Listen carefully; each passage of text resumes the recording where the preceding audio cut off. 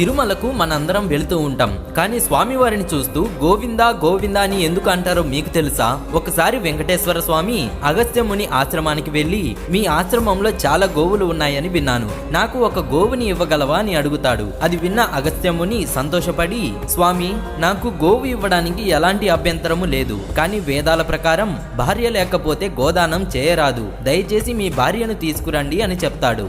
శ్రీనివాసుడు సరే అని చెప్పి వెళ్లిపోతాడు. కొన్ని రోజుల తర్వాత వెంకటేశ్వర స్వామి తన భార్య పద్మావతితో కలిసి గోవు కోసం వస్తారు. కానీ ఆశ్రమంలో అగస్త్యముని ఉండరు. వెంకటేశ్వర స్వామి అగస్త్యముని శిష్యులతో, మీ గురువు గారు నాకు గోవుని ఇస్తా అని మాట ఇచ్చారు, అందుకే సతీ సమేతంగా వచ్చాను అని అంటారు.